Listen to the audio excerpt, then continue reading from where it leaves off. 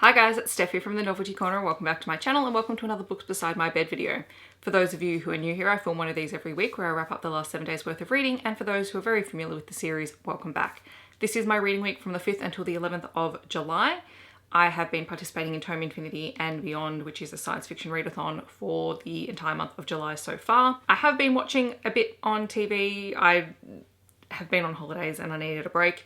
So I have finished, finally, Westworld Season 3, which I did really enjoy in the second half, but Season 3 was a weird season for Westworld. Then my book club decided we were going to do a rewatch of the Marvel Cinematic Universe, so we have so far watched Captain America the First Avenger and Captain Marvel, and I've also started Agent Carter, which I had started way back when and then could never get the other episodes, so now it's all on Disney+, so I'm going to watch it. We'll see how I go. I am going back to work this week, and I will fill people in my vlog next week on Saturday about what's going on. So the city of Melbourne has gone back into lockdown 2.0, as we are referring to it. Our COVID cases are spiking. We'll see how it goes. I am in at work, but the kids are not for a week, so we shall see what happens. We haven't heard at the time of filming this whether we are going into remote teaching again or not, so stay tuned. But we're here to talk about books. So this week I read 7 different things, including novels, novellas, and a short story anthology collection. I read a total of 2,314 pages, and I have read a total of 244 books for the year so far. Just like last week, I didn't read only sci-fi books for the entire week. I did mix it up a little bit, and I was so excited because one of my most anticipated books arrived this week so I could read it, and that is Elf Night by Nalini Singh. This is the 4th book in the Psy-Changeling Trinity series and the 19th book in the Psy-Changeling world overall. It's a lot of books, and I read this and I really wanted to start rereading from the beginning of the series, so that lets you know where my head is. This is a 2020 release. This edition of the book was published by Hachette here in Australia or in the UK, and I gave it 5 out of 5 stars.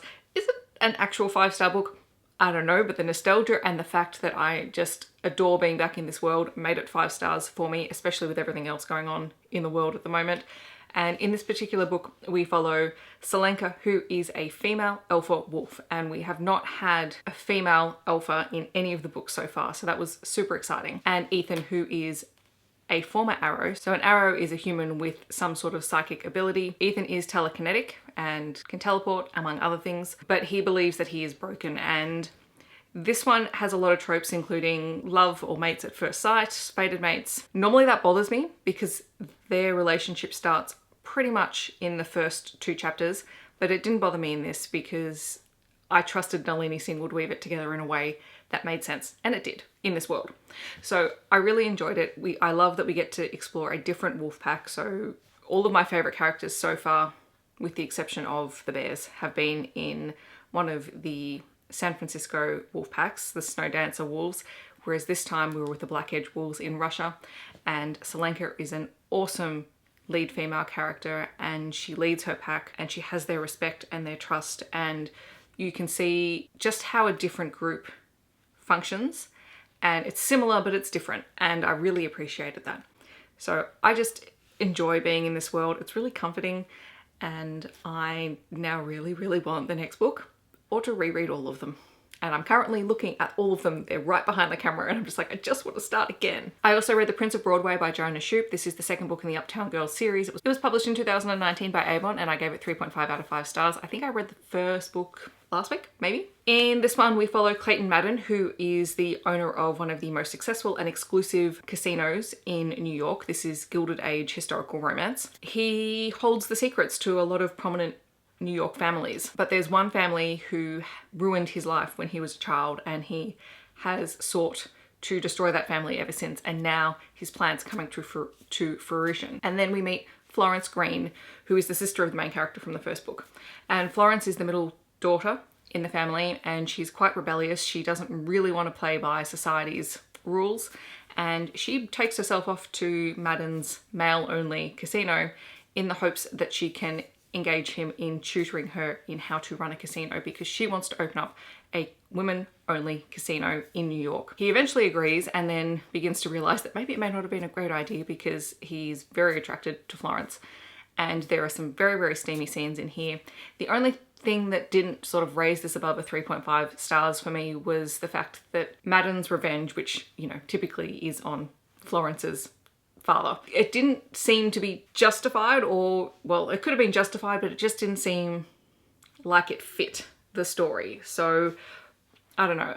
Florence was an amazing character. I really, really loved her and the way that she approaches the world. But yeah, just that sort of underlying plot story didn't really do anything for me. Then I read Resistance Reborn, part of the Star Wars new canon books. This one was written by Rebecca Roanhorse. This is a book that takes place in the lead up to The Rise of Skywalker. It was a 2019 release from Century, and I gave it 4 out of 5 stars. I read it for the Tome Infinity Challenge to read a book that I was excited about. I was excited about this not only because it's Star Wars and it features Poe heavily, but it's also written by Rebecca Roanhorse. So this takes place directly after, I can't remember what the middle film in the new trilogy is called, directly after that one, in the lead up to the final film. There's a whole host of different characters that we follow from some of the different book series, including Alphabet Squadron, which I DNF'd, so I may have to go back and revisit that one. That may have to happen. Didn't mean I couldn't read this book. Primarily, we follow Poe's storyline as he is feeling guilty over his mutiny in the last film and the consequences that that has had. We also have Leia's perspective as she is recovering from what happened to her in that film as well. And essentially all of these characters are coming together to try and raise the last allies for the Resistance, because pretty much the Resistance is scattered. The First Order is collecting up all the dissenters and locking them away. And the Resistance desperately needs allies and desperately needs ships, and so everyone is sent out on missions to get them, including my favorite scene in this that I wish had been in the film. And if you follow me on Instagram, I'm really sorry because you've seen me talk about this twice now. Poe in a tuxedo at a very fancy event. Why was that not in any film? I mean, come on, guys. I also read Binti Home by Nnedi Okorafor. This is the second book in the Binti novella series. It was published in 2017 by Macmillan. I gave it 3.5 out of 5 stars. I have to say, I'm not a huge fan of the Binti series. I read it for 2 prompts in the Tome Infinity readathon. The first being read a sci-fi novella, and the second to read a book with a gorgeous cover, because it does have a gorgeous cover. In this, we follow Binti, who has now been at this interstellar university for a year. She's still recovering from her ordeal in the first book and what happened to her, and she makes the decision to go home and to face her family and to face her elders to try and find some measure of peace that way. And what we discover, because she takes Oku with her, who is her friend, but is also part of the race that waged war with her own people. And we go there and there's a lot of generational conflict that still exists. But for 3/4 of this novella, I didn't really care. And like the last quarter of the novella, I loved because we started delving really deeply into Binti's connection to her people, and she finds out some secrets and some other people that she is related to that she didn't realize. All that stuff was so fascinating, but I guess I haven't really connected with the science fiction world. I don't know, I think I find it hard to picture, which sounds weird because it's sci-fi and it should be hard to picture. Maybe I'll continue, maybe I won't. I really don't know. I reread Managed by Kristen Callahan. This is book 2 in the BIP series. It was published in 2016 by Plain Jane Books, and I gave it 5 out of 5 stars on reread. I won't talk too much about it because I have talked about it before already this year. We follow Gabriel Scott, who is the manager of a very famous rock band, Kill John. The band has gone through a whole lot of things in the book, so there are trigger warnings in here for discussions around suicide and some drug use, I think, a little bit in there. But all of that happened in the past. This is more how the whole group is recovering from it. It was a band member who attempted to commit suicide, and as the manager of the band, Gabriel was quite affected by this. He crosses paths with our heroine on a plane flight to the UK from the US. Sophie has been upgraded or bumped up into first class, and she doesn't quite know why. And then she meets the very grumpy Gabriel Scott, who is very annoyed because he booked 2 empty first class seats for himself so that he didn't have to sit next to anyone. And we discover very quickly in the first 2 chapters that he's terrified of flying, and Sophie helps him deal with that on the flight to the UK. They think they're going to part ways at the end of it, so nothing that they say or do really matters. And then we discover that Sophie is applying for a job as Kill John's social media consultant. There's a whole lot of other things that go on in this story, and I'll try and link to my first review of this book, but I loved it. It's very, very funny. It's highly entertaining, and Sophie and Gabriel Scott are just entertaining as all get out. as well as the other members of the band. And then I read Thrawn, Treason by Timothy Zahn. This is part of the Thrawn trilogy, or the first Thrawn trilogy in the new Star Wars series. This was published in 2019 by Century, and I gave it 4.5 out of 5 stars. Of all the books in the new Star Wars canon series, Thrawn is the one character who has come from the old series into the new series that I have enjoyed just as much in both series. I don't think there's any other character, and that includes characters that came from the X-Wing series, so Wedge Antilles and things like that, who I adored, and I still adore in the old books, but I'm less thrilled with the way that they've been portrayed in the new series. And I think this is because the same author, Timothy Zahn, has, transferred across into the new canon. So for those who are not familiar with who Thrawn is, because he's not in the films, I think he's in the Rebels TV show, which I've not seen. Thrawn is an Imperial Grand Admiral, and he is a member of the Chiss Ascendancy, so that's why he does not look human. He essentially pledged allegiance to the Emperor in one of the 3 books. I can't remember whether it was the first or the second one. And he's an incredibly smart tactician, and he can predict the way that his enemies are going to behave and react. And he does this through observing the art that they value or that they create, which is a really cool concept. It's actually a lead up to Star Wars Rogue One. In this book, Thrawn is sort of spearheading the development of the TIE Defender, which is one of the Imperial's starfighters. The funding that he's receiving is threatened by Director Krennic, who is in charge of the very secret Death Star project. Thrawn is brought in to help sort out a problem that Krennic is having. And in doing so, he is brought into contact with some old allies and some new enemies. But the enemies he is facing are actually within the Empire. And that's really fascinating to see how sort of they police their own, because I never would have said that my favorite character in a Star Wars universe is someone from the Empire. Let's just sit with that for a moment.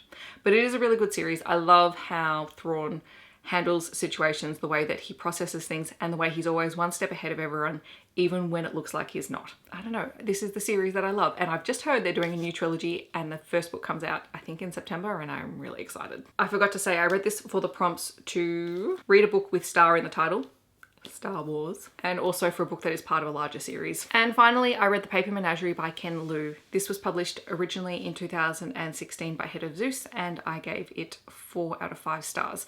It's kind of hard, this is a short story anthology, so it's kind of hard to actually give it a definitive rating because every short story in here has a different rating. And I read this for the Tome Infinity Challenge to read a book that has been on your TBR for too long. So this is a collection of science fiction, sci-fi, fantasy, and spec fic short stories, and Ken Liu has the most incredible writing style.